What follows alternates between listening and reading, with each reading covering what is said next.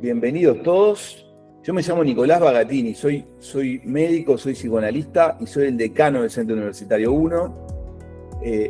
Trabajo en clínica, pero hoy en realidad el tema viene de otra cosa. Hace muchos años atrás, en el año 92, hace 34 años ya, se fundó la Clínica 1, un grupo de profesionales pioneros. Apostaron a que era posible hacer clínica psicoanalítica y formar gente al mismo tiempo. Y ese espíritu fundacional hace cerca de 4 o 5 años se transformó en un instituto universitario. Y el Ateneo Clínico, el lugar en donde nos juntamos siempre, todos los viernes a las 2 de la tarde, hace 74 años nos juntamos a ver pacientes en equipo, desde hace 3 años abre sus puertas a la comunidad, invita expertos y pone temas en la agenda y los llama Ateneos Abiertos, formando parte del programa de extensión universitaria del centro, que pretende acercar a los profesionales de formación, a la población general, temas de relevancia, y a eso se le ha sumado en los últimos 2 años, yo le diría que el programa de extensión, una pata del programa de extensión de la cual estamos súper orgullosos, que se llama Uno para Todos. Uno para Todos es un programa de psicoterapia gratuita de población vulnerable, gente que no puede cubrir la psicoterapia, y que conecta esa población con psicólogos jóvenes que están comenzando su práctica, y a través de donaciones terceros que van creciendo en estos 2 últimos años, lo que brindamos es supervisión a todos los psicólogos, y además investigamos en la evolución del bienestar de los pacientes y de la confianza en la práctica clínica de los psicólogos. Esto este año tiene ya cerca de 25 pacientes y psicólogos actuando, y los ateneos, como el de hoy, de formación, son una oportunidad que utilizamos para que contarles de este programa, para pedirles apoyo a ustedes, o que lo difundan y que sepan que existe en este lugar un lugar de apoyo para profesionales jóvenes y para pacientes que necesitan ayuda y no pueden acceder. ¿Ok? Dicho esto, hoy vamos a abordar un tema importante como para pensar el autismo. Vamos hoy a recibir a la magíster Dinora La Rosa Sopena, que es psicóloga, es magíster en psicología clínica, es docente universitaria, tiene una larga trayectoria en el abordaje clínico y socioeducativo del TEA, y además es alguien que conoce el tema desde adentro, desde la práctica real, con personas, con familias, con equipos. La idea de hoy es que Dinora exponga lo que tiene para contarnos, y que al final de la exposición podamos tener un espacio de intercambio entre todos. Hoy vamos a compartir, va a quedar grabado, va a quedar público y libre en la página de recursos del Centro Universitario 1, ¿tá? Siguiendo el espíritu del Ateneo. ¿Tá? Así que bueno, Dinora, la palabra es tuya, gracias por estar acá con nosotros. Bueno, muchas gracias a ti, Nicolás, y a todos ustedes presentes. El tema de hoy tiene que ver con desafíos actuales en la articulación entre clínica, educación y familia. Como decía Nicolás, bueno, yo he trabajado siempre casi que desde que inicio de mi carrera profesional en el ámbito de los trastornos del espectro de autismo, tanto a nivel de la clínica como también a nivel de la formación en la facultad. Así que, bueno, la idea es transmitir un poco un tema que a mí también siempre me ha preocupado mucho, que es esto, ¿no? La articulación que es necesaria hacer, o que a veces aparece como, bueno, nos encontramos como cosas muy disgregadas, dispersas, entre la clínica, la educación y familia. Entonces, la propuesta es reflexionar sobre los desafíos actuales entendiendo que hoy trabajamos en escenarios que son cada vez más complejos y con demandas realmente múltiples desde distintos lugares y a veces demandas que nos ponen que nos interpelan, esa es la idea, ¿no? Realmente que nos interpelan. Entonces la propuesta es esta, ¿no? Primero es un tema amplio, yo hice como un recorte, pueden haber otros, obviamente, pero que van a abordar esto, ¿no? ¿Cómo podemos articular, ¿no? ¿Por qué es importante pensar en la articulación? Eh, Porque nos encontramos con que yo me voy a referir mucho a niños, a niños, niñas, este, si bien el autismo no es solamente de la infancia, ya sabemos, el autismo, la persona con autismo va a continuar su vida y va a pasar por las distintas etapas. Bueno, lo que sí sabemos, y yo especialmente trabajo más con niños y jóvenes, también con algunos adultos, pero que me voy a referir, ¿no?, cuando ustedes me escuchen, muchas veces a niños, porque el autismo comienza en la primera infancia y ahí es donde en realidad empezamos, o bueno, o se espera que empiecen las intervenciones. Entonces, la articulación entre clínica, educación y familia significa una construcción de una mirada compartida, integrada sobre el sujeto. No es, cuando digo niño, por ejemplo, no es un paciente, un alumno o un hijo, ¿no? Para la familia hijo, para el alumno, para la escuela alumno, para nosotros paciente. Digo, sí, sino que es un niño, un sujeto que está atravesado por discursos, por expectativas diversas y lógicas institucionales muy distintas. Y esto hace la complejidad del tema. Por eso, justamente, el Ateneo de hoy pone el énfasis en la articulación. ¿Por qué es importante? El tema del autismo, sabemos hoy que hay un aumento muy importante en los diagnósticos, pensando en que, bueno, acá hay varios factores, hay mayor mirada sobre la infancia, los diagnósticos son cada vez más precoces, más tempranos, todos los profesionales del ámbito de la salud y de la educación, estamos más formados en el tema, o sabemos más, las personas, las familias también, pero entonces hay mejores instrumentos de diagnóstico, todo esto, y bueno, y también hay quizás un aumento real en el número de los diagnósticos, ¿no? Pero entonces esto es una de las cosas por las cuales el tema tiene gran importancia. Y aquí estamos en un primer punto también un poco crítico, que es esto, ¿no?, de los datos epidemiológicos. Críticos en el sentido de que, bueno, los datos epidemiológicos que tenemos en el mundo han ido dando un aumento en el número de personas con autismo, y esto también tiene que ver con que, bueno, hay países donde los estudios epidemiológicos son muchos, se hacen continuamente, hay una vigilancia epistemológica continua, por ejemplo, en Estados Unidos, donde a veces el dato hoy dice una persona cada 36. Es un dato que asusta, ¿no? Pero es un estudio epidemiológico reducido a un lugar de Estados Unidos donde hay donde hay muchos avances en la epidemiología, y bueno, en realidad lo que se maneja como dato en nuestro país, no hay estudios epidemiológicos, hay estimaciones dadas, no sé, una por ejemplo es el censo del 2000, bueno, el último censo, que en realidad no es un estudio epidemiológico, pero da una estimación, da 1,3, ¿no? No, 0,7 da, creo que el dato. Entonces, lo que quiero decir con esto es que, bueno, sí hay un aumento en los diagnósticos y esto hace que, bueno, que el tema sea muy importante.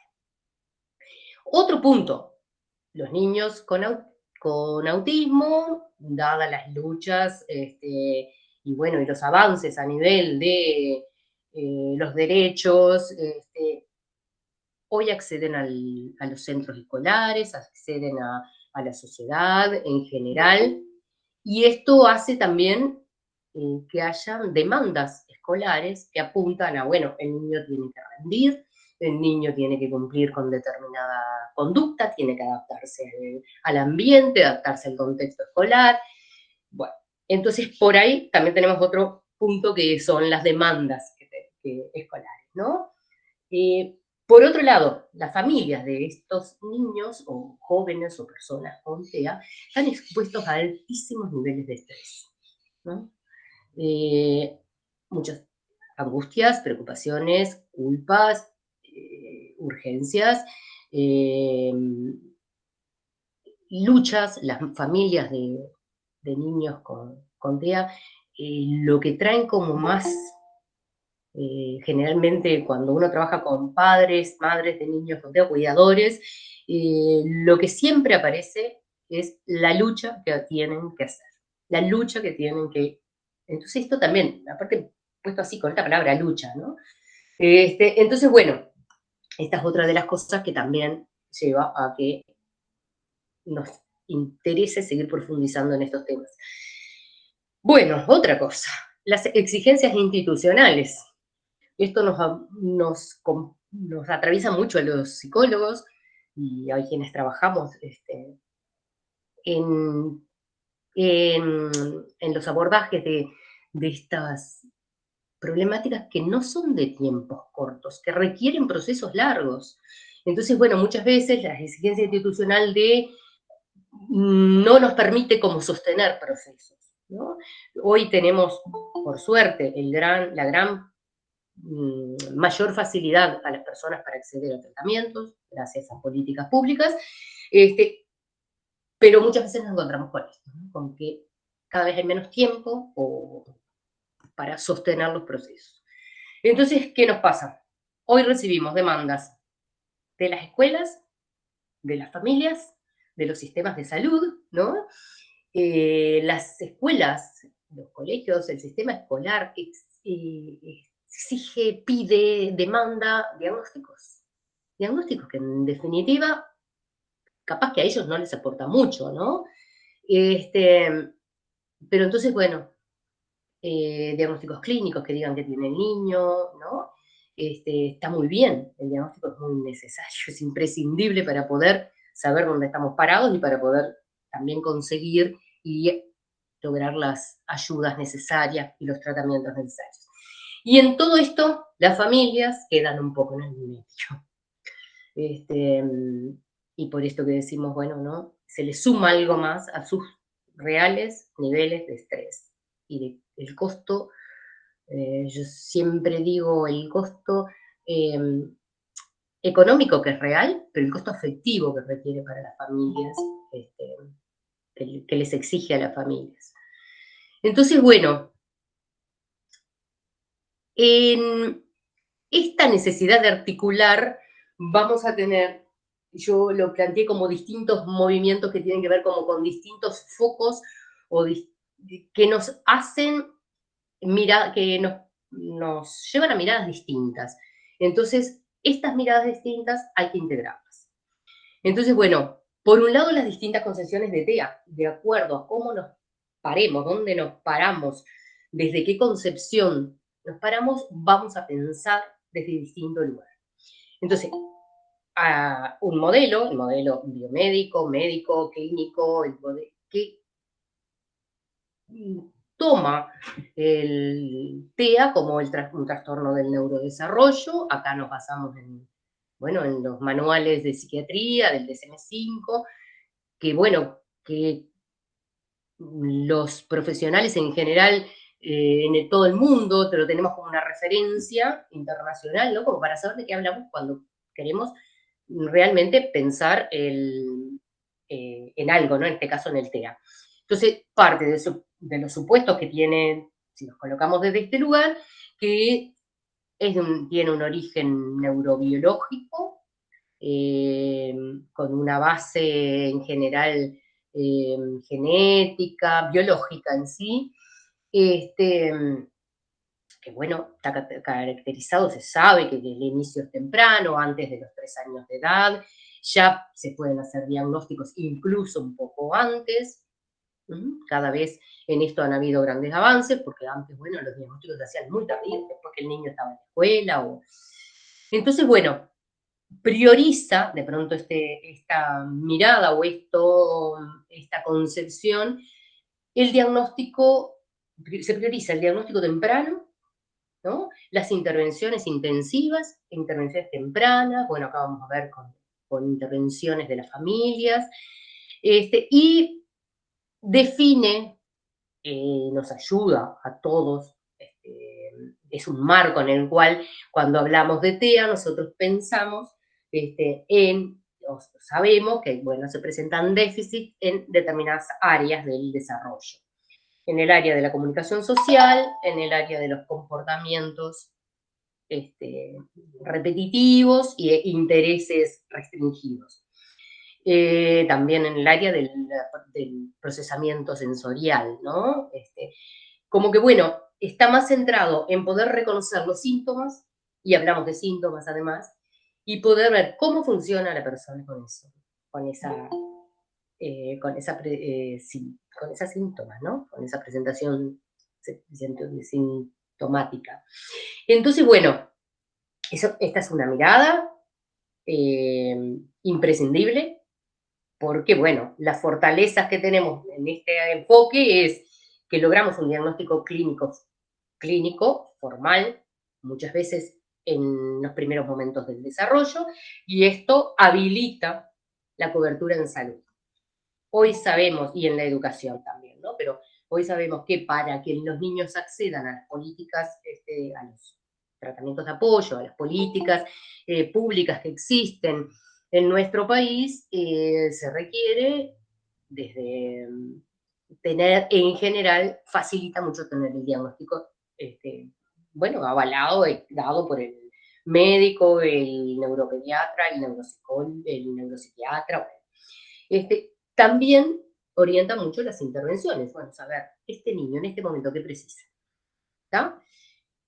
El riesgo de pararnos solo en este lugar es a veces el reduccionismo biológico, ¿no? Quedar pensando solamente en este niño desde un conjunto de síntomas, como centrado solamente en los déficits, en lo que no puede, ¿no? Entonces, bueno, esta es una mirada en la cual la compartimos. Hoy todos quienes trabajamos con autismo reconocemos que hay un componente biológico, que hay muchos estudios, investigaciones que van en esa línea, ¿no? De buscar, si bien la idea hoy no es hablar del autismo específicamente, ¿no? Pero bueno, compete, ¿no? Aclarar que si bien no se sabe exactamente cuál es la causa, no hay una causa única, o sea, no sabemos, bueno, está la falla en tal gen y esto es del autismo, no. En algunas personas aparecen unas, otras, en plurigenética, en varios cromosomas, en varios, bueno, o sea que, pero todos, en general, partimos de la base que no desconocemos que hay un trastorno del neurodesarrollo muy primario, ¿está? Entonces, otra posición para pensar desde el cual se conceptualiza el TEA es pensar el TEA como una condición de la neurodiversidad. Entonces, acá, ¿qué aparece? Esto surge básicamente desde colectivos sociales, desde, bueno, los colectivos sociales más, en general son familiares y donde lo que se supuesto es que, bueno, como parte de la diversidad, de la neurodiversidad humana, bueno, esta es una variación y es una condición de la persona. Esta persona, ¿no? Tiene una condición, ¿no? de autismo. Entonces genera como esta esta idea de identidad, ¿no? Y me tienen que aceptar como soy. Y está muy bien también. Entonces, este posicionamiento también va haciendo, va generando y posibilitando distintas miradas para todos, los que trabajamos con autismo, la gente en general. Entonces, bueno, esta posición de pronto a veces es muy crítica con el diagnóstico. Entonces, ese es un riesgo, ¿no? Entonces, lo que propone es como, bueno, no centrarse solamente en los déficits, no hablar de déficit incluso, hablar de condición. Entonces, si es una condición, no son déficits, sino que serían características, cómo cambia el lenguaje también de acuerdo con dónde nos paremos, ¿no? Podrían ser características de la persona, el perfil de la persona, el perfil neurológico de la persona. Entonces, bueno, poner más énfasis en las fortalezas. Esto ha llevado, sí, a una lucha también por los derechos. Bueno, entonces, lo que genera como fortaleza es, bueno, reducir el estigma, ¿no? Favorece la inclusión, porque, bueno, esta lucha por los derechos, el derecho a la educación, el derecho a participar de los espacios sociales, y bueno, y uno de los riesgos de las cosas es que cuestiona, ¿sí?, las intervenciones solamente basadas en normalizar o adaptar al niño al contexto, ¿tá? Entonces, el riesgo que puede tener es que se invisibilice el compromiso funcional de la persona, ¿no? Llamémoslo. Sus características hacen que, bueno, que si lo tomamos como algo que es parte de la neurodiversidad, cosa que es cierta, no se ponga el énfasis en que realmente esta persona necesita tiene necesidades específicas para determinadas cuestiones de la vida, ¿no? Para desarrollarse en la vida. Entonces los riesgos pueden ser esto, ¿no? No acceder a los recursos y a los apoyos al negarse como a la categoría diagnóstica. Bien, un tercer posicionamiento tiene que ver con pensar y considerar el TEA desde la teoría social de la discapacidad, no hablo de otras, solo en este caso, es que el TEA es la persona con autismo es una persona que está en situación de discapacidad. ¿Por qué? Porque la discapacidad entendida como la persona tiene determinados déficits que frente a barreras que tiene el entorno no le permiten la participación total. O sea, quiere decir que no se pone el énfasis en el déficit en sí de la persona, por ejemplo, un déficit en la comunicación o barreras sociales, sino que el déficit está puesto en las barreras.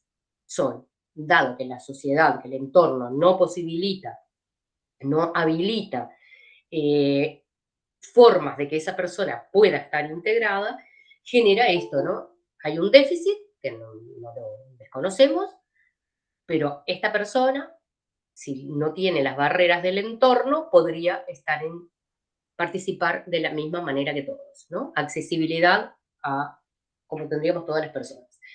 Entonces, la situación de discapacidad de la persona se da cuando el entorno no está preparado para incluir algunas características funcionales de la persona. Esto es muy claro, muy fácil de ver en personas que tengan un déficit motriz, por ejemplo, bueno, que andar en silla de ruedas, bueno, no puede ir a un teatro si no hay una rampa por la que pueda subir, si hay escaleras no podría tener la autonomía para ir solo, ¿no? Eso de repente es muy fácil de verlo ahí, es mucho más difícil verlo de repente por ejemplo, los trastornos mentales o en el autismo en este caso, donde de repente las barreras son otras. Por ejemplo, el niño va a la escuela y el niño es el que tiene que adaptarse al ambiente, al contexto, al entorno escolar, o la escuela tiene que hacer movimientos y cambios para facilitar que esa persona, que ese niño, pueda participar, ¿no? Entonces, bueno, esta mirada está muy centrada en el contexto, como decimos, no tanto en la persona, y en los derechos y la accesibilidad. Entonces aquí tenemos tres posicionamientos diferentes, ¿no? Bueno, la fortaleza es el marco de derechos, favorece la inclusión y promueve la responsabilidad institucional, que es importante. No es solo responsabilidad de la persona o la familia que tiene, en este caso, un chico con autismo, sino que hay una responsabilidad institucional y del Estado. Entonces, el riesgo, podríamos pensar también, es simplificar la complejidad clínica, o sea, no visibilizar realmente eh, que hay también determinadas cuestiones que tienen que ver con las características propias de esa persona que no le permiten el funcionamiento, esperable, ¿no? Entonces, bueno, aquí vemos cómo estos, y pensé tres, ¿no? Digo, puse tres concepciones que son como las más marcadas para pensar desde dónde nos paramos. Entonces, si nos paramos en un lado, tenemos una determinada mirada más hacia un lado, si nos paramos del otro, como una perspectiva distinta. Entonces, ojo que después vamos a ver que incluso después, hasta dentro de la clínica y del modelo más clínico, pensando más desde los abordajes, también hay otros niveles de miradas que complejizan esto, ¿no? Entonces, aquí tenemos que según cómo nosotros conceptualizamos el autismo, cambia qué entendemos por intervenciones más adecuadas. Entonces aquí estaríamos, aquello yo lo había denominado como un primer movimiento, que era de conceptualizar el autismo, y en este caso habría como un segundo movimiento que tiene que ver con, bueno, ¿cómo intervenimos?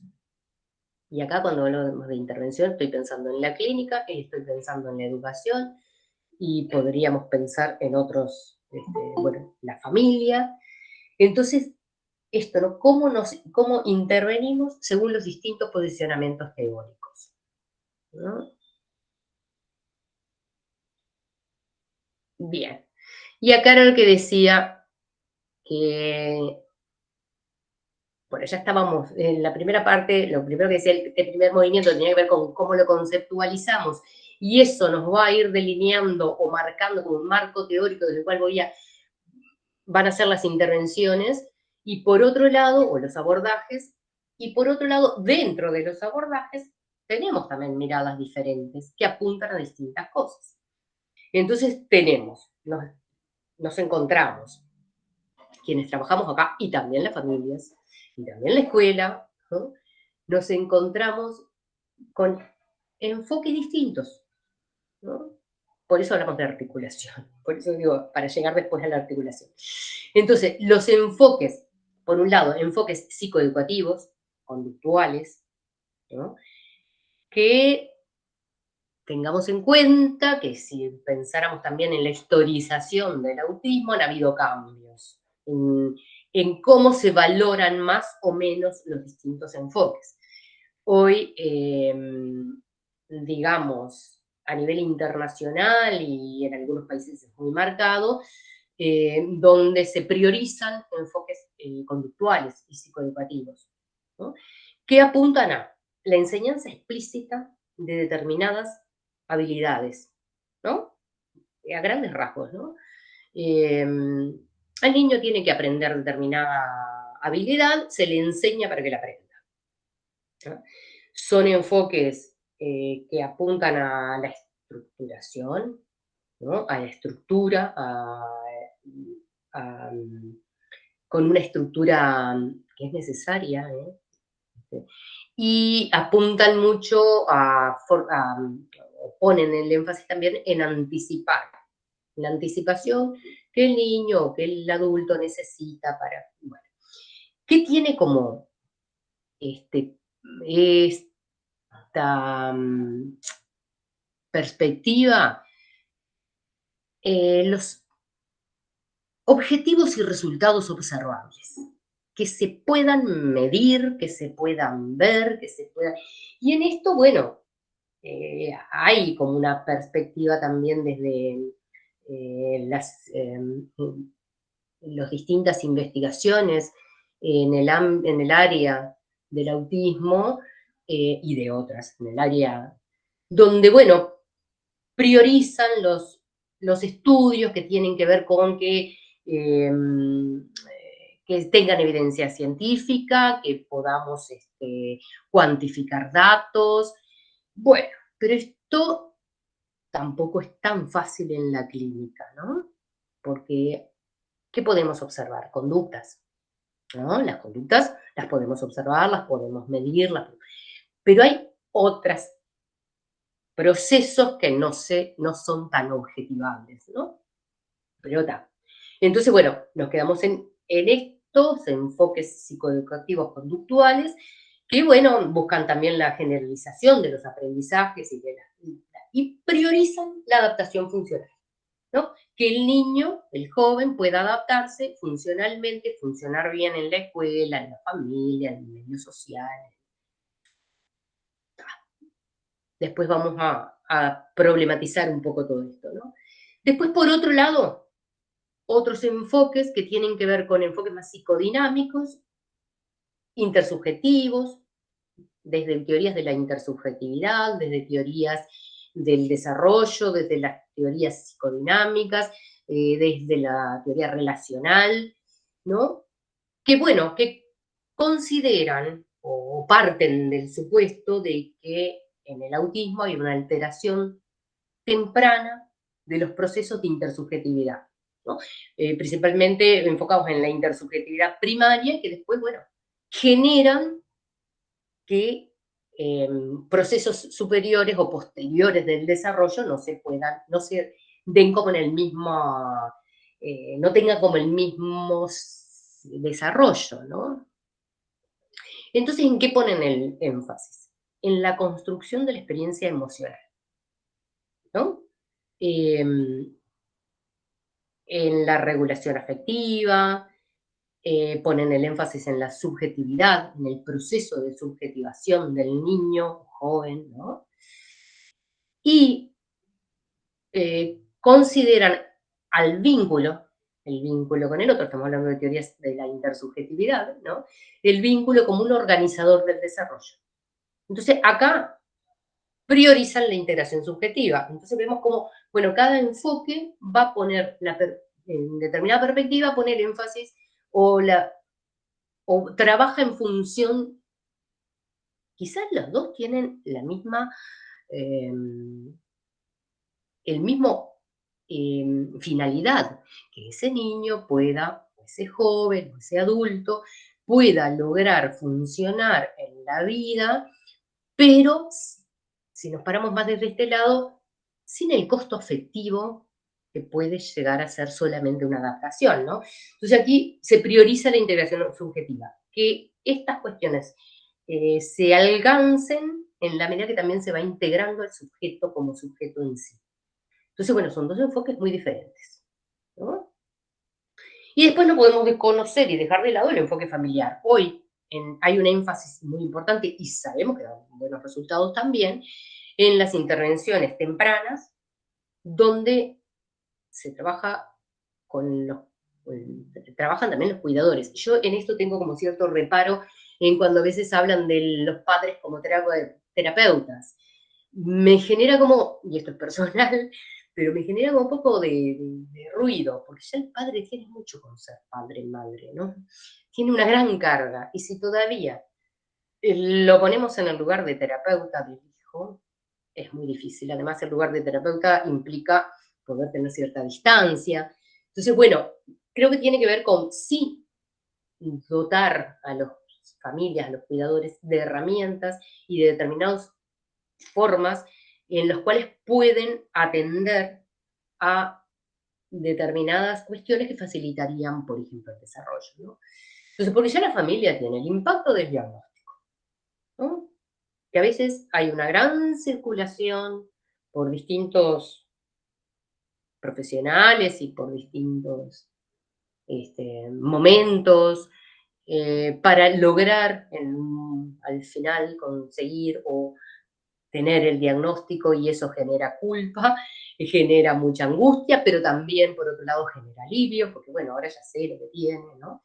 Entonces, bueno, acá tenemos las familias con un gran estrés parental, gran angustia, culpa, ¿qué habré hecho? Esto aparece siempre. Bueno, y todas estas cosas en un enfoque hay que trabajarlas con las familias también, ¿no?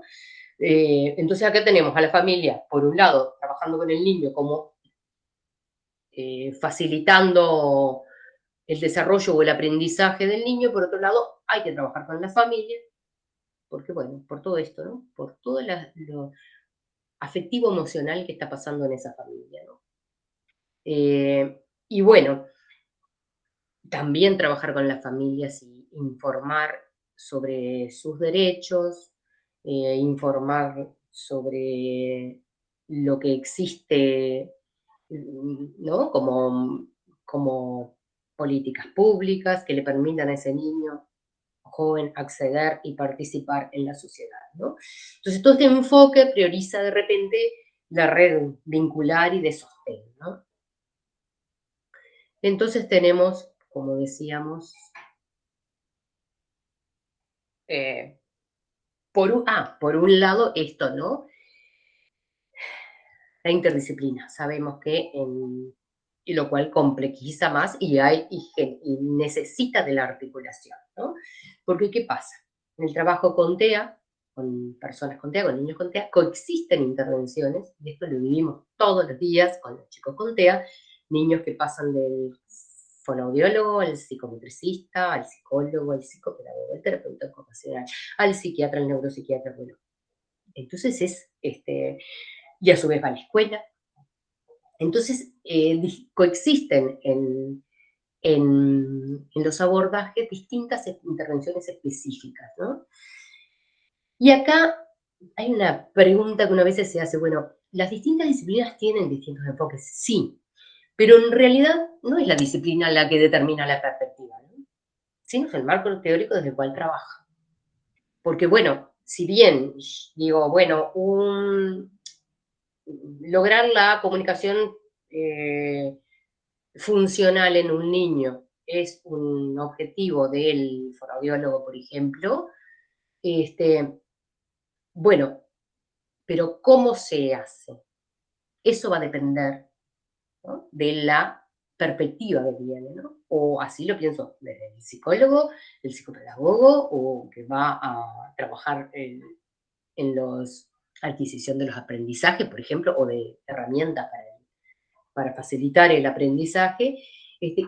Creo que acá hay una cosa que, bueno, que no es la disciplina entonces la que determina la perspectiva, sino el marco teórico desde el cual trabaja ese profesional. Entonces, con esto, digamos que, hablando del marco teórico, volviendo un poquito a la otra, es como que se trabajan en dos dimensiones diferentes del sujeto. Una dimensión funcional y adaptativa, y otra dimensión subjetiva relacional. Entonces, digamos que la mirada, la perspectiva, el foco está puesto en la dimensión funcional adaptativa, lo tenemos en la enseñanza de habilidades, ¿no? En que esa persona, ese niño, logre la comunicación funcional, ¿no? Generar la mayor autonomía de esa persona, ¿no? Que se logre, que se trabaja en función de la regulación conductual. Y bueno, y otro de los grandes problemas es que eso que el chico adquiere pueda ser generalizable a otros contextos, ¿no? O que no queden solamente en lo que acaba de aprender, por ejemplo, esa habilidad, sino que pueda generalizarlo a otros aprendizajes, a otros contextos también. Esa es la dimensión funcional adaptativa. Y por otro lado, estamos viendo la dimensión subjetiva relacional. ¿Qué es lo que busca? Trabajar en la regulación emocional más que en la regulación conductual, ¿no? Porque parte de la base que la regulación emocional es la que llevará después a una regulación de la conducta, pero bueno, son como miradas distintas que que apuntan finalmente al bienestar de la persona, ¿no? Bueno, buscan o trabajan en la construcción del sentido, ¿no? Y esto tiene que ver con la experiencia subjetiva. Más que trabajar sobre el comportamiento y sobre la conducta, van a trabajar sobre qué sentido tiene esa conducta para el niño o el joven en ese momento, ¿no? ¿Qué sentido está cumpliendo?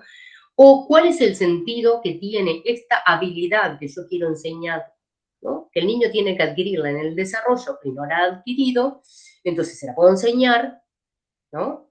Entonces la aprende, pero no tiene el sentido de la, ¿no?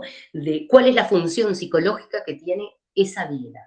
Entonces, la dimensión subjetiva trabaja más desde este punto.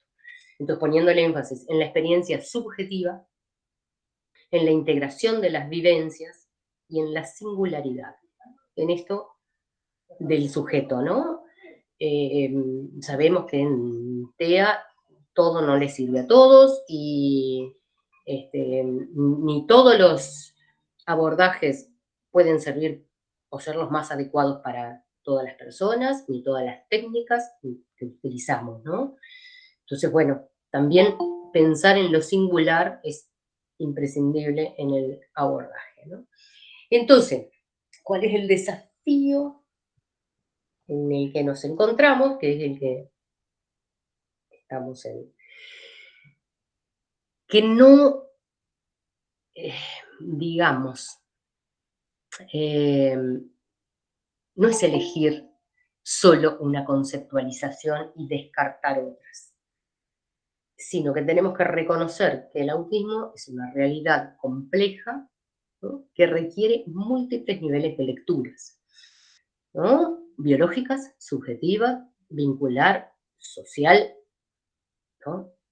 Que entonces esto nos coloca en que, si volvemos a lo que estábamos viendo recién, estas dimensiones del desarrollo son necesarias ambas, ¿no? Son necesarias todas, es necesaria la mirada desde lo biológico y para eso está el médico, el pediatra, el psiquiatra, también el clínico, ¿no? Es necesaria una mirada subjetiva y para ahí estamos también quienes trabajamos desde esa perspectiva, está la mirada, la perspectiva vincular y sin duda está lo social, porque esa persona se tiene que poder incluir en la vida. ¿Por qué? No porque tengamos que adaptarlo, porque generan niveles altísimos de angustia para la persona y para la familia no poder estar igual que los demás, ¿no?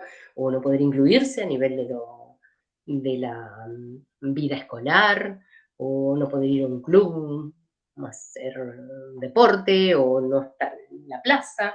Entonces, bueno, todos los niveles son necesarios y son complementarios. Entonces, aquí volveríamos a poder unir esto, ¿no? Que el desarrollo, pensando en el autismo como un trastorno o que genera, que comienza en la primera infancia y que va haciendo como en escaladas en los distintos procesos psicológicos, implica la adquisición de habilidades. Sí, el niño necesita aprender, tener capacidades, pero también necesita la integración de experiencias vinculares, ¿no? Entonces, ¿qué pasa? Esto no ocurre, el desarrollo no ocurre en abstracto, no ocurre se da, estas dimensiones van dándose en los contextos concretos de la vida del sujeto, en la familia, en la escuela, ¿no? En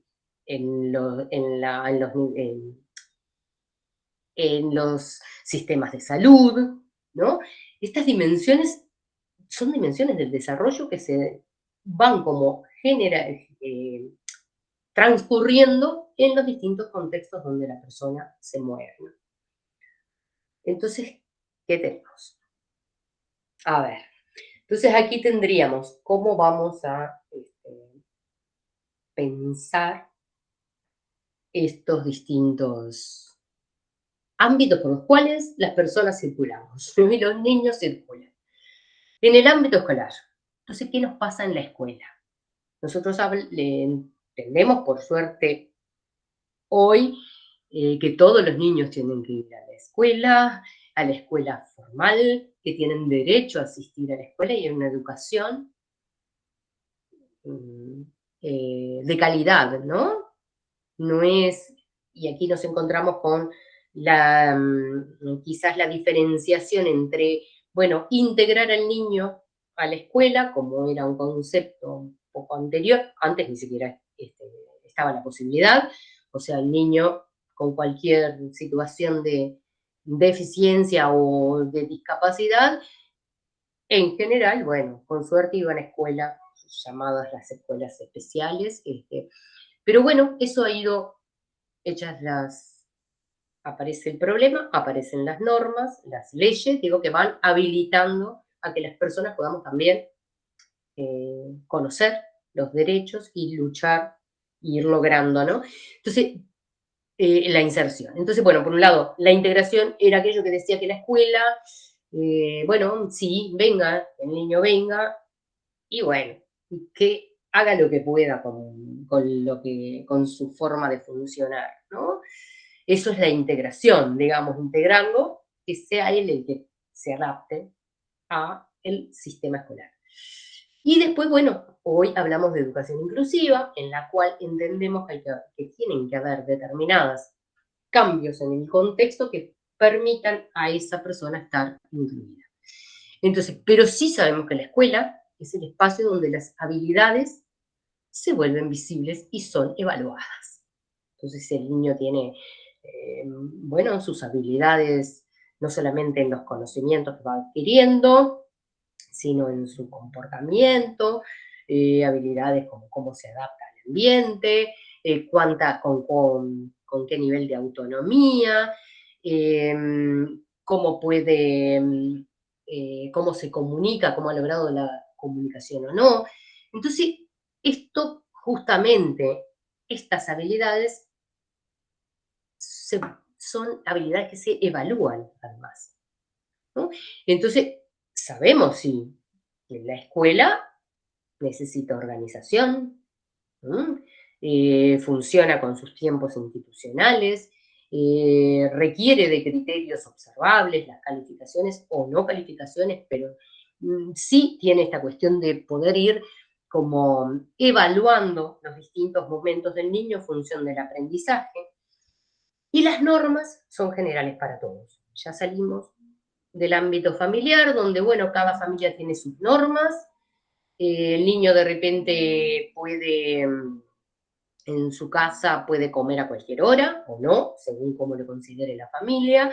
El niño puede andar descalzo o puede, y no pasa nada, pero bueno, en la escuela hay normas que son generales para todos los niños. Hay una hora para entrar, una hora para salir, una hora para el recreo, una hora para comer, ¿no? Y esto los niños lo necesitan, es parte del desarrollo, ¿no? Pero bueno, cuando hablamos del niño con TEA tenemos que tener como ciertos cuidados en esto, ¿no? Pues para eso hoy es, bueno, dentro de la inclusión, de la educación inclusiva, existen, bueno, las adaptaciones curriculares o todo lo que hoy hemos ido como mejorando, o mayor flexibilidad, o tiempos menores de asistencia. Bueno. Pero sí lo que nos encontramos muchas veces en el ámbito escolar es que el tiempo del niño no coincide con el tiempo institucional. Por eso es que el tiempo, los tiempos de aprendizaje de ese niño, los tiempos de atención de ese niño, los tiempos de sostener y tolerar el ambiente, ya sea desde lo sensorial, Entonces, y no siempre coinciden con los tiempos institucionales. Esto nos pasa a todos. Muchas veces uno, no sé, dando clase en facultad, uno ve que el tiempo institucional no va a la par del tiempo que uno tiene para dar, bueno, para generar procesos, ¿no? Entonces, bueno, esto es lo que nos pasa en el ámbito escolar. Bueno, en, en el ámbito familiar, ¿cuál es la función de la escuela, de la familia, ¿no? Es el sostén afectivo, es la construcción de identidad, ¿no? Y como decíamos hoy, las familias están expuestas a altísimos niveles de estrés, ¿no? A gran situaciones de incertidumbre. Uno trabaja con los padres y dice, bueno, paso a paso. No podemos proyectar, y no se pueden proyectar como a veces pensar al año siguiente o pensar, no, bueno, es ir al paso a paso, ¿no? Y,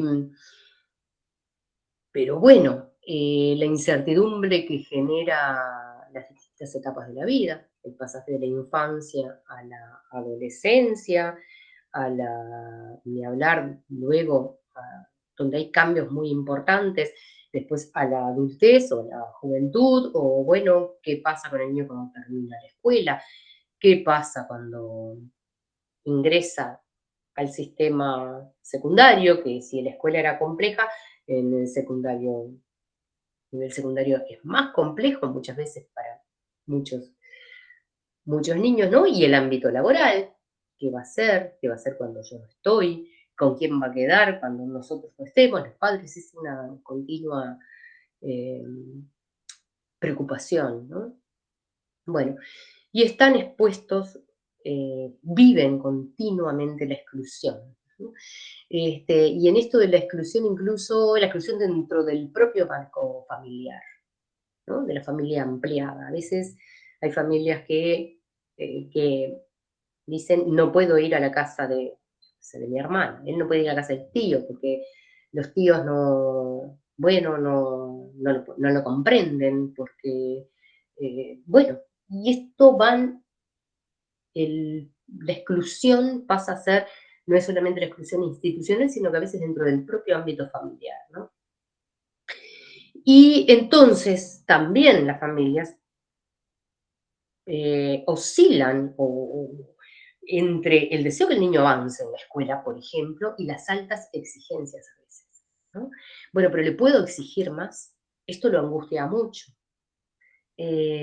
Bueno, él no puede estar, no hablemos de 4 horas, no puede estar 2 horas sentado atendiendo, necesita como, bueno, que se le permita autorregularse de alguna manera, que tenga que salir, bueno, y esto trae para las familias también este lugar donde, bueno, y hay familias que exigen mucho al niño, y se imponen, bueno, que logre muchas avances, y eso puede estar en detrimento del bienestar del niño, ¿no?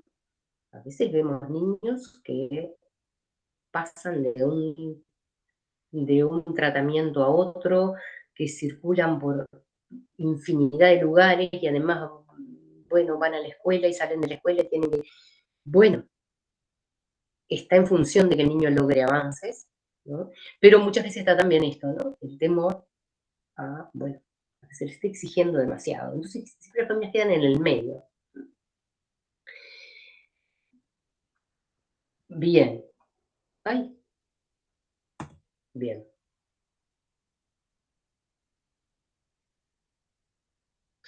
Bueno, y aquí nos encontramos también con el escenario de la clínica, que es lo que tiene que, muchas veces, las demandas que tiene.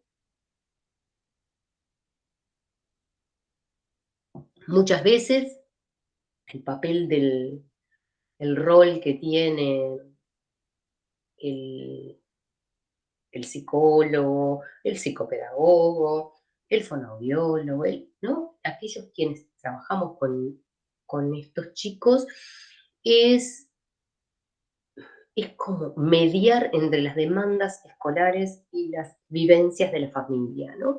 Y este es un rol complejo, ¿no? Un enlace difícil muchas veces. ¿Por qué? Porque hay distintas miradas. Entonces,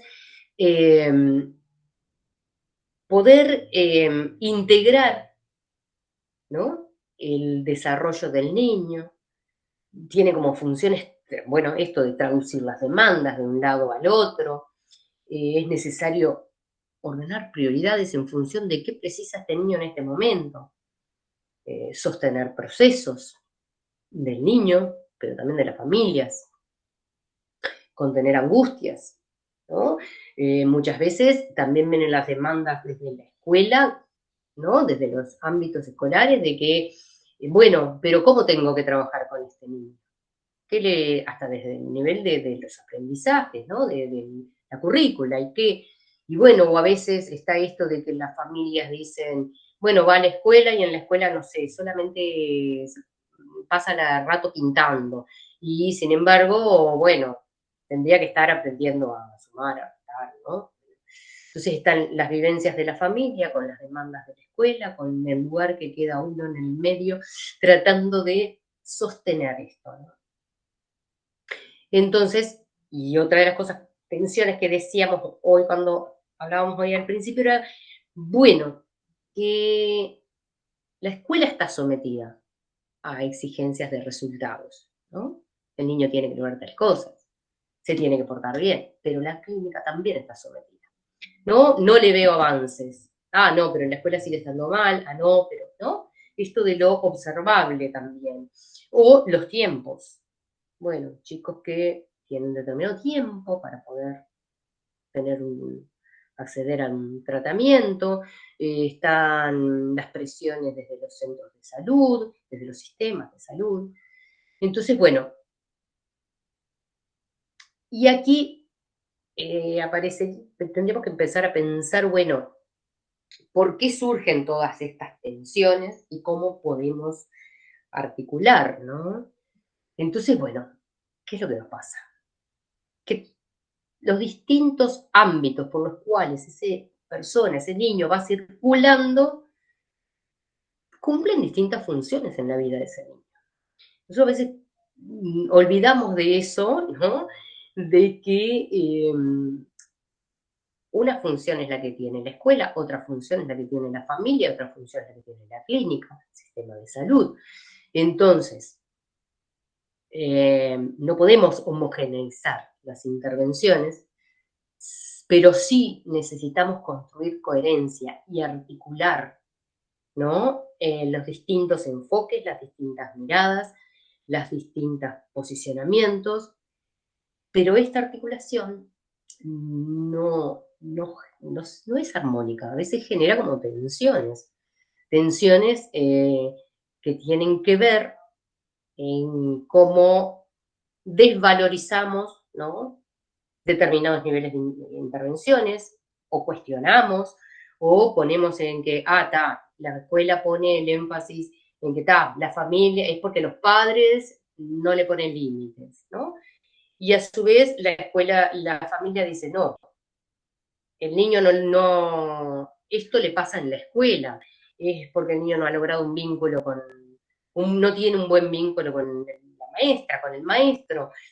Y bueno, y hay que ir mediando, siempre teniendo en cuenta que esto, ¿no?, que cada ámbito cumple una función distinta en la vida de ese niño. Y va a, y va a ir trabajando, si se quiere, ¿no?, desde distintos lugares, pero que generan para todos, desde todas esas perspectivas, facilitan el desarrollo. El desarrollo, cuando digo desarrollo, me remito, desarrollo cognitivo, emocional, afectivo, social de ese niño, ¿no? Entonces, a ver, ¿cuándo surgen estas tensiones? Por ejemplo, la mirada en un niño con TEA, sabemos que los niños con TEA muchas veces eluden la mirada ¿no? El mirar al otro, no miran a la cara, no sostienen la mirada. Pero aquí tenemos el primer nudo entre la dimensión que hablábamos hoy funcional adaptativa y la dimensión relacional o subjetiva. Porque, bueno, a veces, no digo solamente la escuela, a veces los padres, a veces los mismos psicólogos, bueno, el niño debe mirar cuando se le habla, ¿no? Bastante habitual, incluso hasta en la educación, en la crianza en la crianza, ¿no? El padre, la madre le dice, mírame cuando te estoy hablando, ¿tá? A veces. Pero en el niño con TEA, acá, ¿qué es lo que pasa? Hay que enseñar la mirada cuando el niño no ha podido sostener la mirada, porque no es aprender la mirada, es sostener la mirada. Entonces el clínico dice, bueno, no podemos forzar la mirada, que el niño me mire, si en la mirada no ha logrado, el niño no ha logrado adquirir la función psicológica de la mirada. Porque, ¿qué pasa? Nosotros no le enseñamos al bebé a que nos mire. El niño empieza a mirar, el bebé, no sé, mira a su cuidador, porque la mirada empieza a regular, ¿no?, la comunicación. ¿No? Es un prerequisito de la comunicación. Entonces, los distintos ámbitos por los cuales va circulando el niño, por ejemplo, acá en la escuela, en la clínica, pueden tener perspectivas distintas. Por ejemplo, la escuela puede decir, este niño necesita que se le exija más.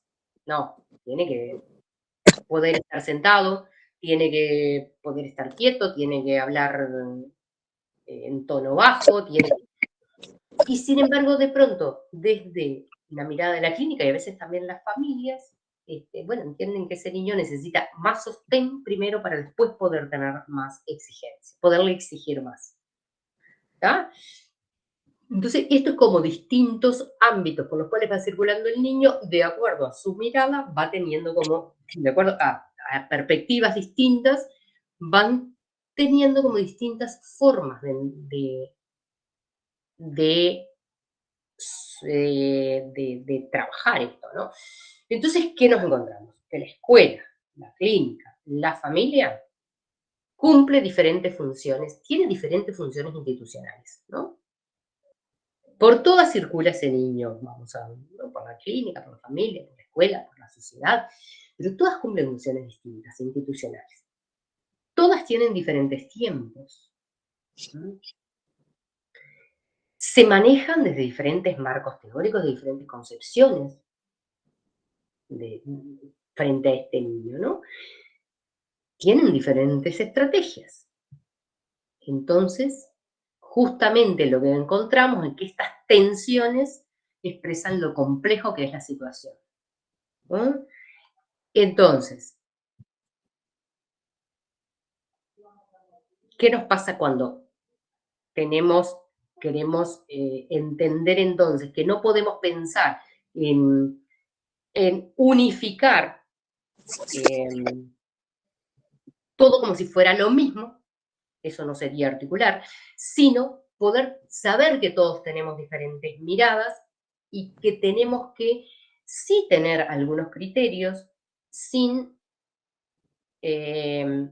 desvalorizar, es una palabra que me sale, pero es porque muchas veces nos pasa, pudiendo, a ver, bien, entender que todas tienen una función en la vida de esta persona, de este niño. Entonces, a ver, vamos a ir como concluyendo de alguna manera todo lo que hemos visto, ¿no? Decimos entonces que hablar de TEA no es solamente hablar de un diagnóstico, ¿no? El diagnóstico es, bueno, como lo veíamos hoy, ¿no? Lo que pensamos hoy, ¿no? Hablar de TEA es pensar cómo conceptualizamos, desde dónde estamos pensando este campo de problemas que es el TEA, ¿no? ¿Y desde qué teorías intervenimos? Y también tenemos que pensar cómo se articulan esas intervenciones en la vida real del niño. Entonces, esto creo que es importantísimo tener presente, que cada marco conceptual da cuenta de una dimensión distinta, pero no contradictoria, ¿no?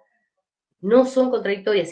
Si nosotros nos paramos desde este lugar, bueno, que el niño vaya esto, pero no estamos logrando, bueno, generar una articulación que permita tener en cuenta que las dimensiones son diferentes, pero son imprescindibles las dos, ¿no? Lo que hablamos hoy de dimensión más adaptativa y una dimensión más subjetiva del sujeto. Entonces, las intervenciones priorizan dimensiones diferentes, no opuestas, son niveles complementarios del desarrollo. Entonces, acá, a ver.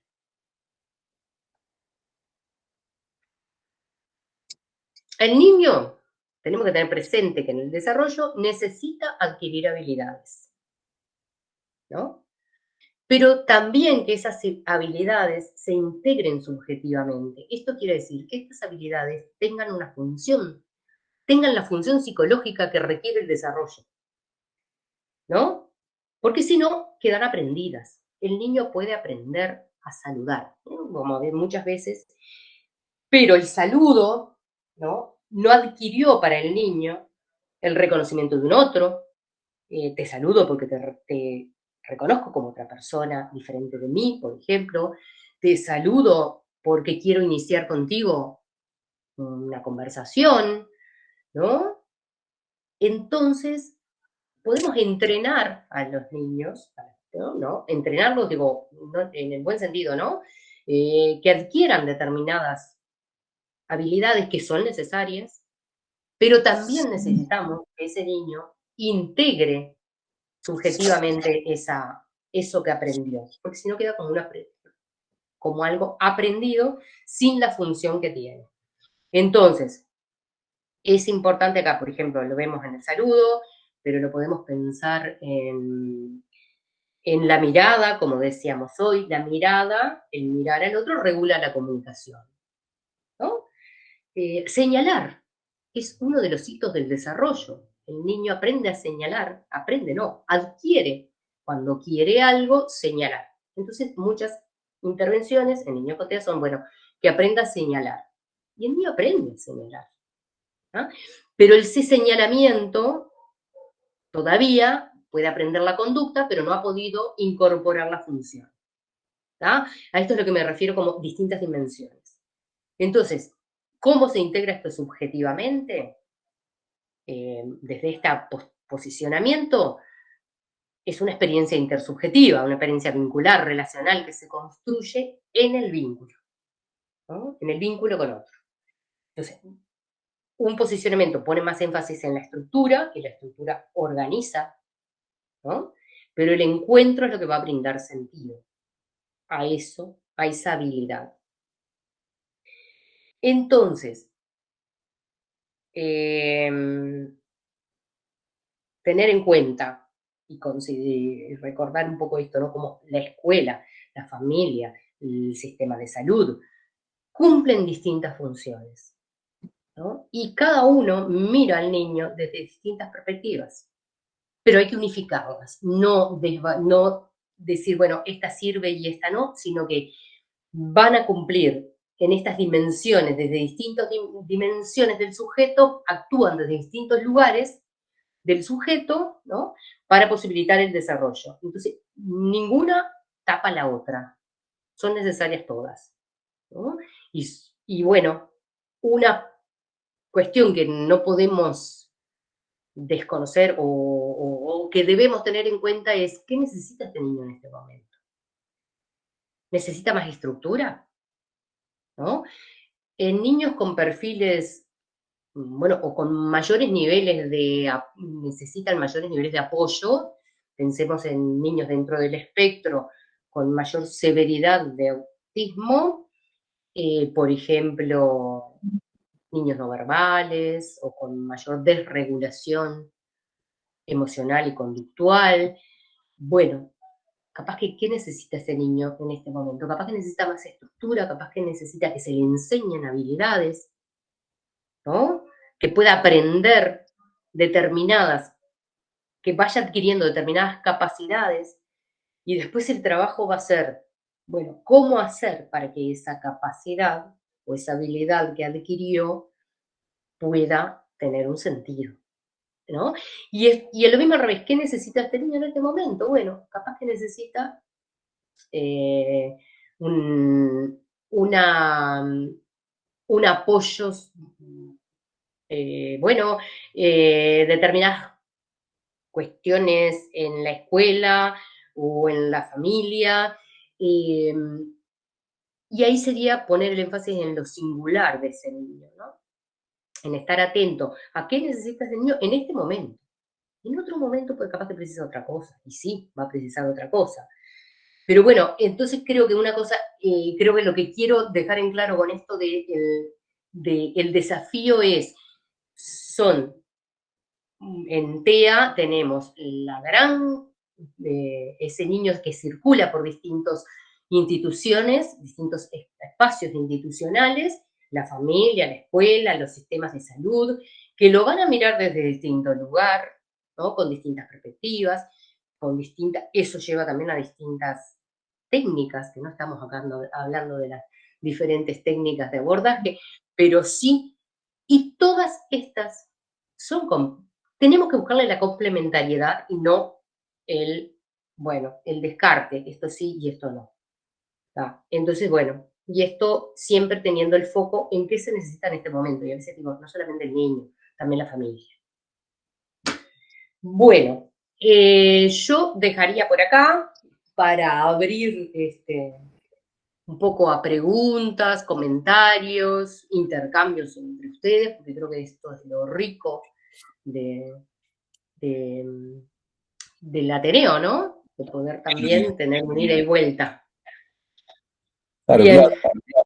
Bueno, ahora sí nos ves.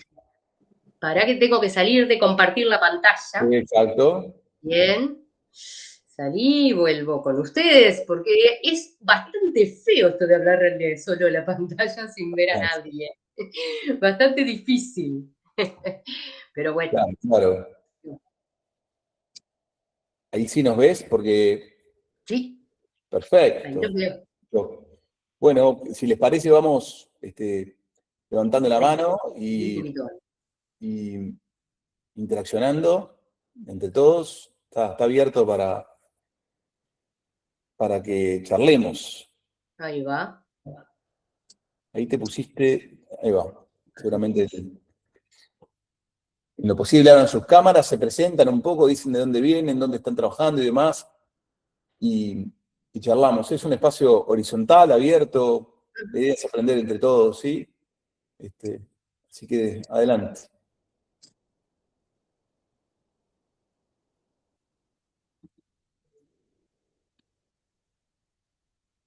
Paola, adelante, Paola.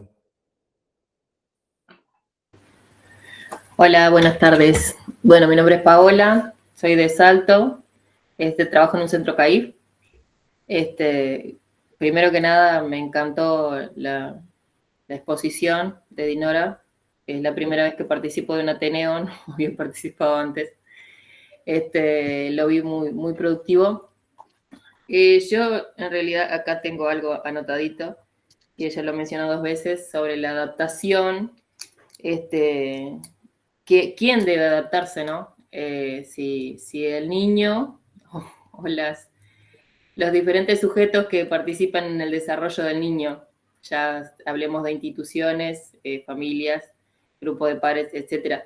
He escuchado varios relatos de familias que de la dificultad, como mencionaba Dinora hace un rato, las dificultades en la integración del niño. Nosotros, por ejemplo, en los centros CAIF trabajamos con los niños y a su vez con sus familias. El centro proporciona apoyo en el caso que tú decías, que a veces es difícil aceptar el diagnóstico, el estrés que proporciona, o sea, que genera toda esa noticia, digamos, llamémoslo así. Y el centro siempre está abierto a escuchar a las familias y hacer todo lo posible. A veces, más allá de que contamos con un equipo técnico, en mi caso yo soy educadora, a veces las educadoras nos vemos con pocas herramientas para sobrellevar el diagnóstico en la sala, ¿no? Porque ahí es donde hablo de la adaptación. Tratamos de incluirlo, pero como tú mencionabas, hay comportamientos que a veces sobrepasan la jornada. Por ejemplo, el tema del movimiento. A veces la sala se vuelve chiquita, son muchos niños, y en ese momento, ¿qué hacemos? En mi caso, trato de utilizar todos los recursos. O sea, por ejemplo, me refiero al tema del movimiento, ¿no? Después está ya también el lenguaje. En centros CAIF trabajamos con niños muy chiquitos, por ejemplo, de 2 y 3 años, en otros más chiquitos también. Y como tú mencionabas, a veces el diagnóstico viene ya muy temprano. Yo tengo un niño, este año me tocó, tiene 2 añitos, y él ya está diagnosticado. Es leve, pero igualmente ya tiene. Y algo que me pasa es que el tema del movimiento de él, que por ejemplo el de sentarnos a comer, él participa de toda la jornada. Él no, se ha integrado muy bien, participa de todas las jornadas, pero a veces el tema de la comida, por ejemplo, me ha tocado que hay días que no le gusta. Cuando no le gusta algo, ahí es cuando ya él se retira su plato, él sabe que está, él ya dejó de comer, pero el tema de esperar a que el compañerito siga comiendo, se le dificulta, y ahí, bueno, está, me paro, a veces pido ayuda, a veces también estamos muy sobrecargadas y no pueden venir a acompañarme, y bueno, está, me paro con él, voy, vengo, trato de contenerlo, sostenerlo, pero también se vuelve a veces difícil, y eso a veces no lo entienden, pero sé que la adaptación también tiene que ser, a lo que iba es, la adaptación tiene que ser por parte del adulto, de los compañeritos. En este caso ellos son muy chiquitos, como que hablar de una adaptación, ellos se adaptan a lo que ven. Ellos no hacen un juicio o una... No me sale la palabra que necesito ahora. No tienen una visión diferente de la diferencia que hay en él, digamos, ¿no? De las dificultades que él puede presentar. Pero sí, los adultos a veces se vuelve difícil adaptarse, y a veces es por la falta de recursos, a veces recursos humanos, a veces recursos de espacio. No sé si me explico, medio por ahí va. Que fue como lo que en mi caso me llamó más la atención, o sea, como rescatar esa parte de la adaptación, a veces a quién va dirigida.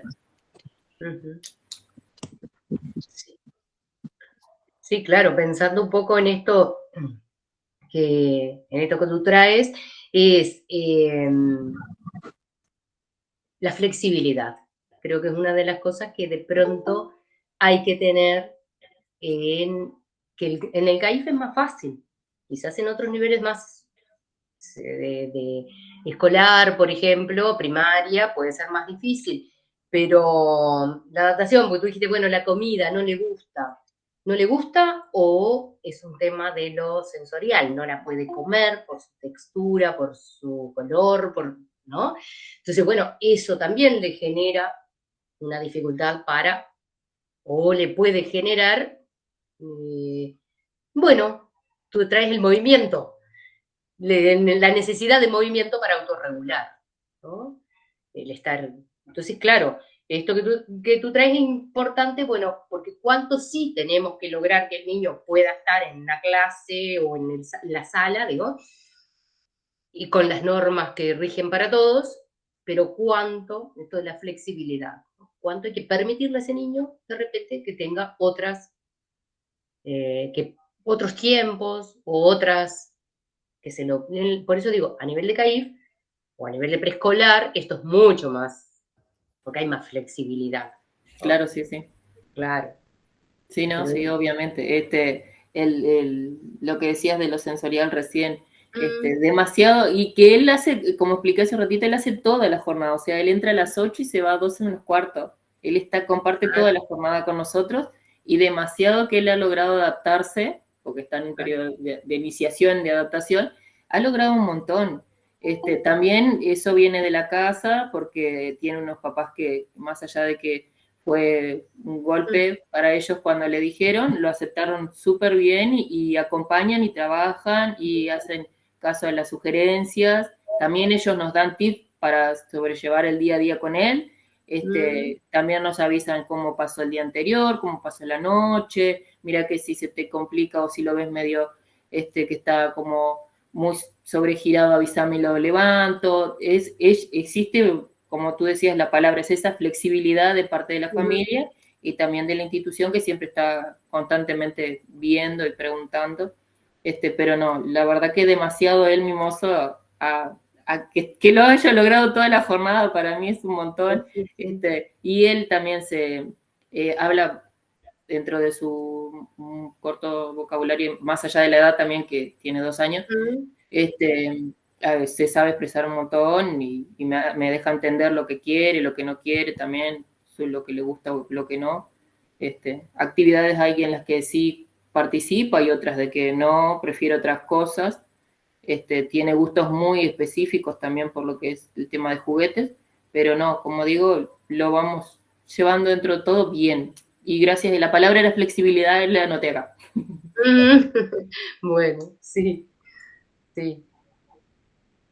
Tenemos más preguntas. Qué bueno que traigan experiencias de la vida real, ¿no? Del campo. Rodrigo. Buenas tardes para todos. Muchísimas gracias primero por la oportunidad. Fue una charla preciosa, la verdad, un Ateneo precioso y muy fructífero. Yo soy maestro de escuela, trabajo tanto en escuela pública como colegio. Y bueno, he tenido varios casos de niños con TEA. Este año acompaño a un chico con dificultades de autorregulación, y bueno, para que permanezca en la clase, ¿no? La pregunta en concreto es, ¿qué es lo importante a la hora de aconsejar a las familias para esto que decías tú de bajar esa presión y esa ansiedad, ¿no? Porque, a ver, todos estamos para que evolucione el chico, ¿no? Pero a la hora de aconsejar, ¿qué es lo primero o qué, no sé, institución, qué recursos se podría aconsejar como para, bueno, ir evolucionando? Y la segunda pregunta es si existen criterios estándar como para ir monitoreando la evolución del niño. Esas serían las preguntas. Me río porque me río por esto de los criterios estándar. Sí, todos buscamos eso, ¿no? Buscamos esto que yo decía al principio, ¿no? A nivel de las investigaciones o de las evaluaciones, evaluar y es difícil encontrar criterios estándar, porque todos los niños tienen un desarrollo propio y porque sabemos que en el desarrollo hay determinadas cosas que esperamos que se vayan logrando en un determinado momento del niño. El niño, bueno, va a los 2 años, adquiere tantas palabras, esto, ¿no? Va haciendo frases, bueno, se espera que adquiera la lectoescritura, bueno. Pero sabemos también que no son para todos iguales, ¿no? Hay un rango. Entonces, esto de los criterios estándares es realmente un punto bastante difícil, ¿no? Supongo, me quedé pensando, tú eres maestro, Rodrigo, me quedé pensando, cuando tú dices criterios estándares que tengan que ver con el aprendizaje del niño, quizás. Sí, yo entiendo que cada caso es distinto, sin duda. Sí. Criterios que nos permitan también a nosotros bajar el nivel de ansiedad, porque ¿qué pasa? Yo tengo un segundo año, por ejemplo, y claro, al no lograr la permanencia del niño en el aula, o sea, hay buena parte del tiempo que, bueno, que él está con su acompañante afuera del salón. Claro, necesitaría como, digamos, cierto criterio para evaluar un mínimo nivel de avance. No sé si queda más claro. Sí. Tú traes una de las cosas más complejas que tienen que ver con niños de repente donde sus dificultades están más que nada en la autorregulación. Trajiste tú, seguramente esto trae una complejidad a nivel del comportamiento y en un aula, en una clase, eso genera mucha dificultad para el maestro y también, sin duda, para los demás niños. Entonces, y para los padres, la familia, los mayores problemas que traen los padres tienen que ver con aquellos niños cuando hay mayores dificultades conductuales. Es lo más difícil para los padres, ¿no? Entonces, para los padres, para la escuela, porque lo que dificulta más la adaptación, ¿no? El funcionamiento adecuado. Entonces, criterios, creo que acá lo que hay que ir pensando es que habría que pensar en este niño específicamente, ir viendo que mucha observación, la observación es que nos permite como decir, bueno, este niño, ¿cuándo se desregula? ¿Ante qué situación no puede tolerar tal cosa? Criterios así, criterios no hay, estándares no hay, como para hacer una evaluación que sirva para todos los niños y diga, bueno, ahora alcancé esto. Creo que tú tienes que hacer como una observación muy, muy específica de ese niño, ¿no? Sí es importante observar el antes y el después, de cuando se aparece algo que lo desregula. Por otro lado, tú dijiste, tiene acompañante, o sea, tiene alguien, tiene un acompañante terapéutico que va con él, con el niño, y entonces tiene alguien que ayuda en esta mediación entre lo que es la clase y el niño, el mundo interno, lo que es el aprendizaje y el niño, ¿no? Y bueno, también cumple la función de regulador, el acompañante. Entonces, bueno, tú también dijiste, permanece a veces mucho rato afuera de la clase. Y bueno, y capaz que sí, que la manera en que una forma es ir midiendo, digo yo, como bueno, observando si puede ir logrando un poquito más de tiempo en la clase. Eso es un criterio, eso es uno de los ítems que de repente podrías ir viendo, pero es como muy artesanal. A esto es lo que me sale. No sé si hay criterios específicos como para ver si el niño logra mayor adaptación. No, lo que sí es importante esto, ¿no? Ver cuándo se desregula, qué aparece antes de esa desregulación, si fue algo que pasó en la clase, si fue porque el niño vino mal, si fue capaz que lo que pasó en la clase nosotros no lo percibimos, porque a lo mejor es un rayo de luz que está entrando y genera una dificultad sensorial visual, o capaz que el niño tiene hambre, o capaz que está. Pero podemos de repente ver si hay algo que lo desregula antes, ¿no? Que provoca como, o puede ser el ruido. Estamos hablando de un niño, una clase de segundo año de escuela, seguramente son muy móviles y muy inquietos. Entonces, pero que hayan criterios estándares, no te sé decir. Dinora, si me dejás, sí, esta es a ver. una discusión, dos cosas recojo de lo que dijo Rodrigo. Sí. Lo primero es acerca de los criterios sí o no y la singularidad de los casos. En psicoterapia pasa lo mismo, casi siempre se buscan categorías generalistas, las podés definir, cuán regulado está, podés hacer una especie de calmador de ansiedad. En general los chiquilines se salen de los, ¿no? Y tienen cursos evolutivos que son impredecibles, ¿entiendes?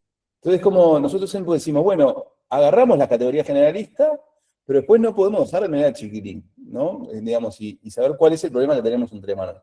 Y lo otro que hablaste de tu propia ansiedad. Hay que estar preparado para sentir frustración, ¿no? Sí. Y a la vez para sorprenderse de una que no esperabas. Un día, ¿no? No sé si estás de acuerdo, Dinora, pero un día estábamos bajados de brazos y dijimos, perdimos la batalla, y un día el desarrollo es así, y fue de algo que pensamos que no iba a poder, ¿no? ¿No? Perdón que me metí, habló el pediatra acá. No, pero está bárbaro el aporte porque sí, tal cual, es así. Y muchas veces tolerar la frustración es la cosa que nos cuesta más a todos, digo, Sí. la capacidad de tolerar la frustración, porque queremos hacer, queremos que logre avances, y a Claro. veces nos sentimos que somos nosotros mismos los que no podemos, y no. Eso mismo. No Y es. muchas veces el simple hecho de estar ahí en el momento que parece no estar pudiendo, está construyendo algo imperceptible, que es un mojón para el desarrollo posterior. Claro. Sí. Y a veces es la calma, ¿no? Sin duda. Sí. Emiliano.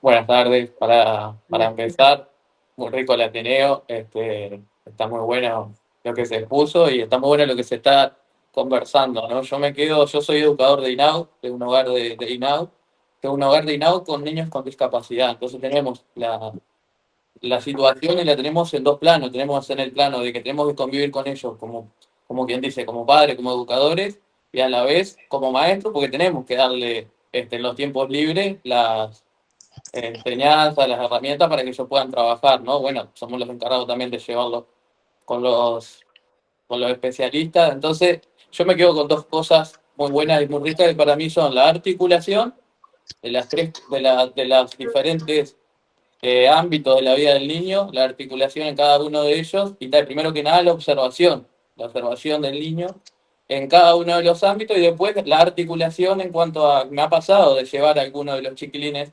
al doctor o lo que sea, y bueno, y el doctor decirme, bueno, yo necesito a la vez una reunión con su maestro, a la vez una reunión con el equipo técnico del hogar, para poder abordar bien el tema del niño, si no, me queda imposible porque me quedan muchas partes que me quedan inconclusas en las que yo no puedo trabajar, y de repente le pasa eso que decía Dino, que se le exige al médico que por qué no avanza, que se le exige a la escuela que por qué no avanza, que por qué no hace, o le exigimos nosotros mismos dentro del hogar que por qué no nos puede pedir para el baño, por qué no nos puede pedir para tal cosa, cuando eso, claro, necesita ser visto desde una perspectiva interdisciplinaria, ¿no? Y trabajado desde una perspectiva interdisciplinaria.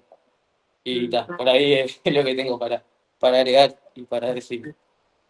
Bueno, tú agregaste otro escenario distinto, ¿no? La institución INAU, ¿no? El centro donde el niño vive, que no es la familia. Y bueno, y ahí hay otras, también otras complejidades para la vida de ese niño y también para la función que tiene el centro donde el niño vive, ¿no? Claro. Sí.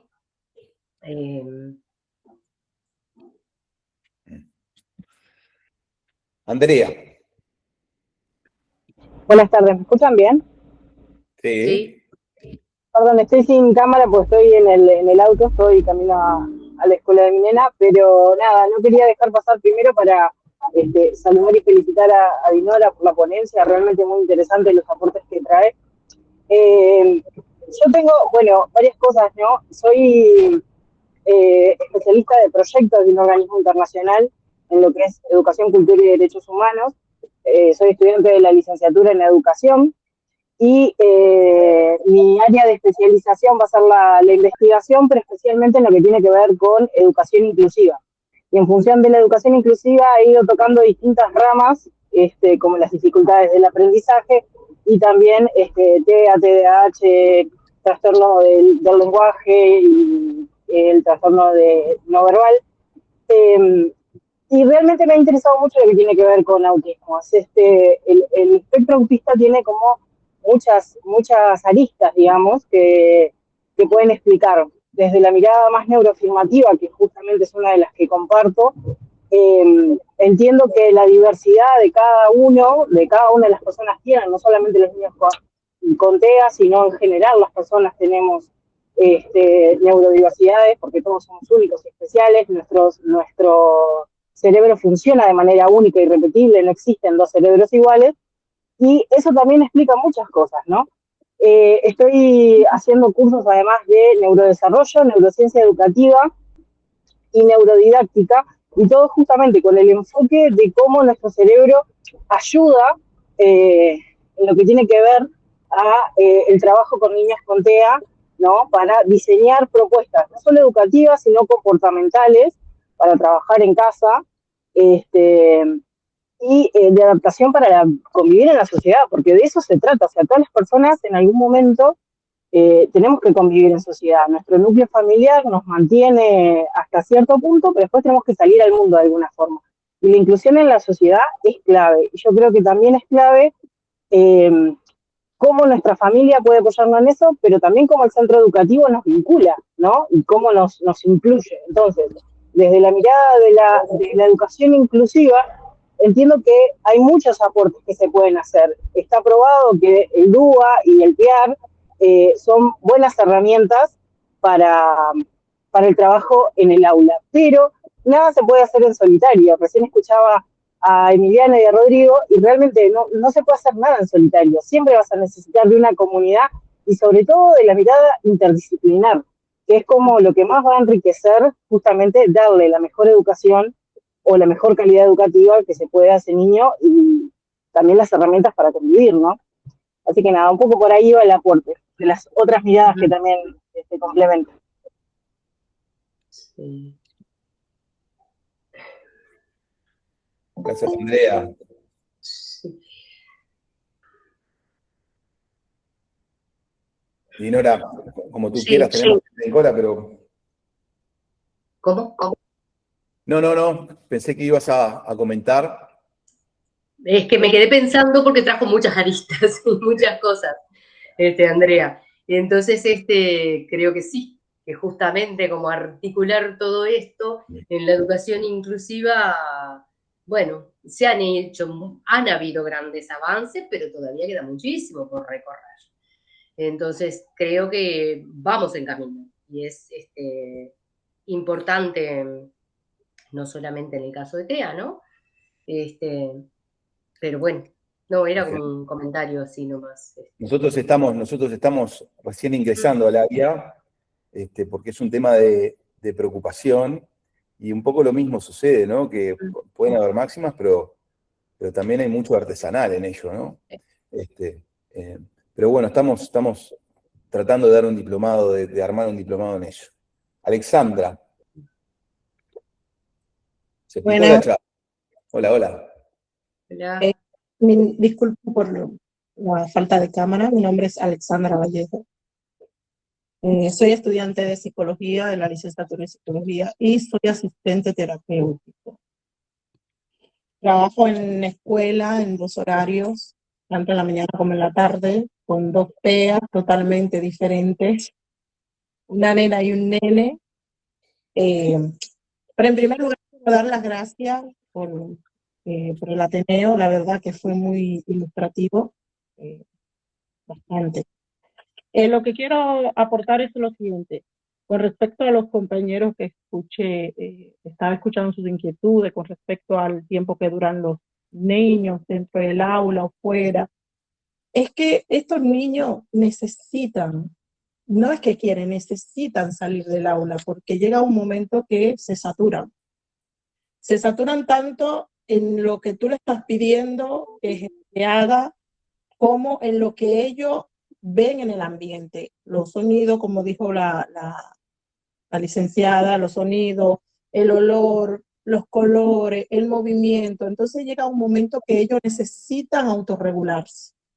Y para eso necesitan el movimiento la mayoría. Y como no pueden estar en movimiento dentro del aula porque incomoda a los demás, entonces sacarlo del aula y dejarlo que ellos se autorregulen, que puedan gastar esa energía que tienen acumulada, lo ayuda muchísimo y es mucho mejor para ellos cuando vuelvan a poderse concentrar y realizar la tarea que se les están pidiendo. Ujú. Sí, Alejandra, Alexandra, gracias. Por eso hablábamos de como de la flexibilidad, ¿no? Y tú dijiste 2 TEA, yo diría 2 niños con TEA, totalmente distintos. Y también acá es esto de que no existen manuales. Entonces, capaz que una estrategia para un niño sirve y otro no sirve para ese niño, ¿no? Tú traías, bueno, sacar que salga de clase, cierto, pero también la escuela necesita que el niño esté dentro de la clase, ¿no? Para generar justamente las condiciones de aprendizaje. Entonces, ahí estamos en una tensión también, entre cuánto sostenemos desde un lado, desde cuánto exigimos, y esto es así, no hay manuales, entonces lo vamos a ir como en forma artesanal probando, por eso vuelvo a reiterar, es sumamente imprescindible observar, ver qué puede ir sirviendo para un niño y qué no, y bueno, en tu papel de acompañante terapéutico o asistente, bueno, es fundamental porque el acompañante terapéutico cumple esa función mediadora entre el mundo externo y el mundo interno del niño, reguladora, ¿no? Reguladora entre ¿no? Tú traías la dificultad sensorial, del procesamiento sensorial en estos niños, lo que muchas veces genera las dificultades comportamentales, las crisis, bueno, justamente la desregulación, que nosotros decimos, bueno, se ve la conducta, pero es una desregulación emocional también, ¿no? Y lo que aparece es la conducta, el niño se pone mal, el niño grita, el niño pega. Entonces, claro, es como en esto, ¿no? Muy artesanal y para cada niño, y hay que generar como condiciones de flexibilidad. Y también está el vínculo del niño con el maestro, porque, ¿no? ¿Cómo se vincula? ¿Cómo logra ese niño establecer, ¿no? Con ¿no? Entonces, que no es porque el maestro sea malo, ni porque la maestra sea mala, sino que hay veces, hay cuestiones que generan como ruido y bueno, y eso sabemos que, o que el niño no va contento ni feliz a la escuela. Entonces, eso también va a predisponerlo muy diferente ¿no? Lo predispone a no poder aprender muchas veces, a no generar condiciones para el aprendizaje. Pero bueno. Ok. ¿Alguno más? Estamos 15 de cerrar.